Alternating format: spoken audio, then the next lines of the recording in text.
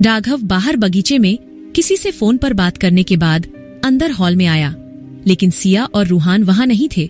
इसलिए राघव ने नौकरानी सांता से सिया और रूहान के बारे में पूछा तो सांता ने कहा, साहब, वो मेम साहब अपने दोस्त रूहान को अपने कमरे में लेकर गई है।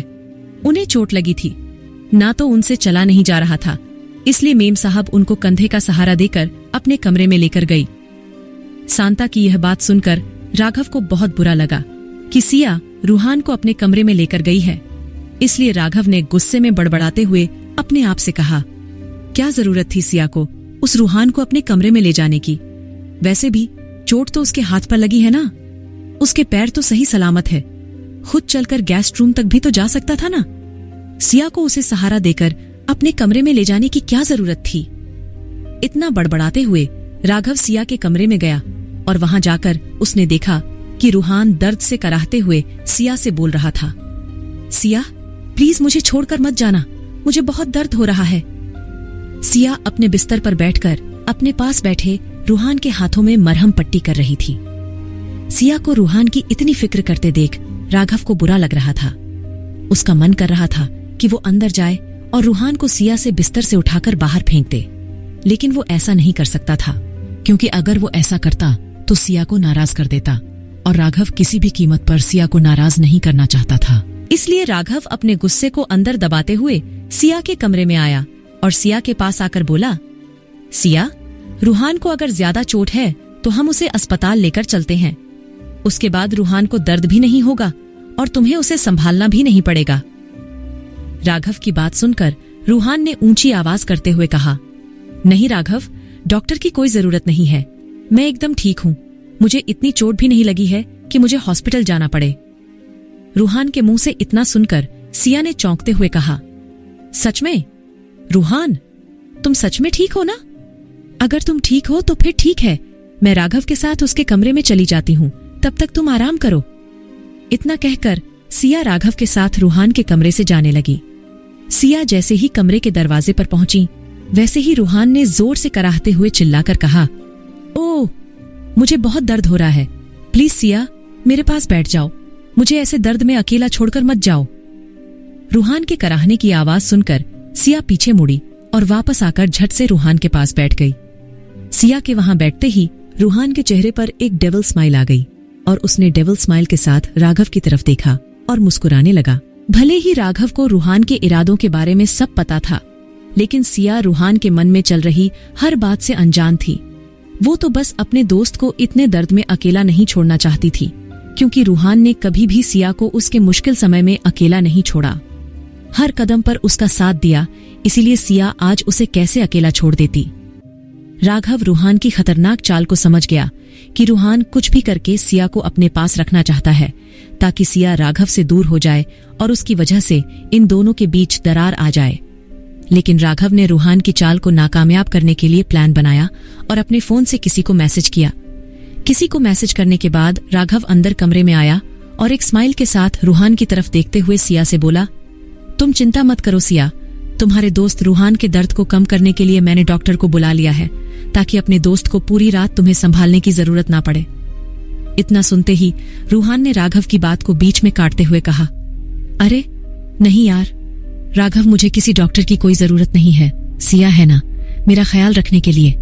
वैसे भी मेरा दर्द तो उसके छूने मात्र से गायब हो जाएगा, मेरा मतलब वो मेरे साथ बैठकर बातें करेगी, ना तो मुझे दर्द महसूस नहीं होगा।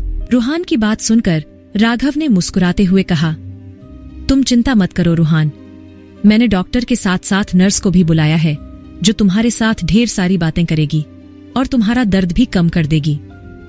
राघव के इतना कहते ही डॉक्टर और नर्स वहां आ गए और उन्होंने वहां आते ही रूहान का इलाज शुरू कर दिया। रूहान का चेकअप करने के कुछ मिनट बाद ही डॉक्टर वहां से चले गए, लेकिन वो नर्स अभी रूहान का ख्याल रखने के लिए वहीं रुक गई। नर्स के वहां आते ही राघव सिया को लेकर रूहान के कमरे से जाते हुए रूहान की तरफ देखकर मुस्कुराते हुए बोला, आई एम श्योर रूहान, अब ये नर्स तुम्हारा बहुत अच्छे से ध्यान रखेगी। उसके बाद न तुम्हें दर्द होगा और ना ही सिया की जरूरत पड़ेगी। इतना कहकर राघव मुस्कुराते हुए सिया के साथ वहां से चला गया। लेकिन उनके जाने के बाद रूहान गुस्से की आग में जलते हुए अपने आप में बड़बड़ाते हुए बोला, राघव, सिंघानिया, आज तो तूने सिया को मुझसे दूर कर दिया, लेकिन बहुत जल्द सिया मेरे पास होगी और तू चाहकर भी उसे मुझसे दूर नहीं कर पाएगा।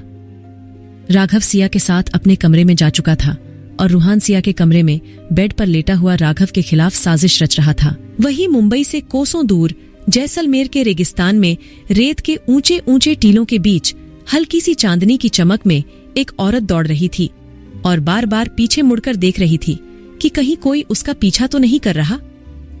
उस औरत को देखकर ऐसा लग रहा था जैसे उसके पीछे कोई उसे मारने के लिए दौड़ रहा हो, लेकिन ऐसा नहीं था। वो औरत बस पीछे मुड़कर ये तसल्ली कर रही थी कि कहीं उसे कोई देख तो नहीं रहा। काफी देर तक दौड़ते हुए वो औरत कुछ ही देर में रेगिस्तान के टीलों से होते हुए एक झोपड़ी के पास आ गई। वहां एक हट्टा खट्टा पहलवान पहरा दे रहा था।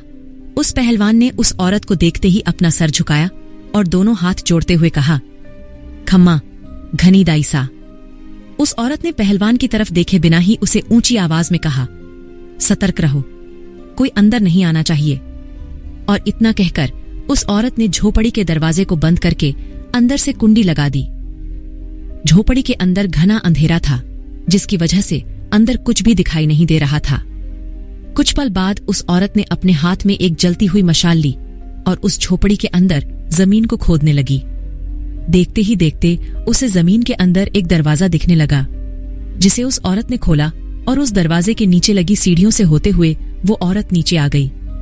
जैसे ही वो औरत जमीन के नीचे आई तो वहां का पूरा नजारा ही बदल गया। बाहर इतना घना रेगिस्तान और रेगिस्तान के अंदर इस टूटे फूटे झोपड़े में जमीन के नीचे एक बहुत बड़ा महल, जिसे देखकर किसी की भी आंखें चौंधिया जाएं, और ये महल चारों तरफ हुए उजाले की वजह से चमक रहा था। इस महल के अंदर पहुंचते ही उस औरत के सामने एक शख्स आकर खड़ा हो गया। उस आदमी ने अपने मुंह पर नकाब बंधा हुआ था। उस आदमी के सिर पर ठाकुरों की शान वाली पगड़ी और बदन पर धोती कुर्ता था। उस आदमी की बगल में लटकी हुई तलवार देखकर साफ पता चल रहा था कि वो इस महल का कोई सैनिक है। उस सैनिक ने अपने सामने उस औरत को देखते ही बोला, क्या हुआ दाईमा, जो आपको इतनी रात गए ठाकुर की हवेली से यहाँ आना पड़ा? सब ठीक तो है ना? कहीं ठाकुर जेल से भागकर तो नहीं आ गया? इतना सुनते ही उस औरत ने डरते हुए सैनिक से कहा, वो लौट कर आ गई है इस गांव से बदला लेने के लिए, और राजा साहब को न्याय दिलाने के लिए वो लौट कर आ गई है। राजा साहब को कह दीजिए कि उन्हें जिसका इंतजार था वो आ गई है। आखिर कौन थी ये औरत और वो किसके लौट कर आने की बात कर रही थी? राजा साहब कौन है जिसे उस औरत का इंतजार था? इन सब का राघव और सिया की जिंदगी से क्या लेना देना है? क्या राघव और सिया की जिंदगी में और भी मुसीबतें आने वाली हैं? आखिर कैसे राघव और सिया अपने आप को इन दुश्मनों से बचा पाएंगे? जानने के लिए सुनते रहिए secret of devil only on pocket FM पर।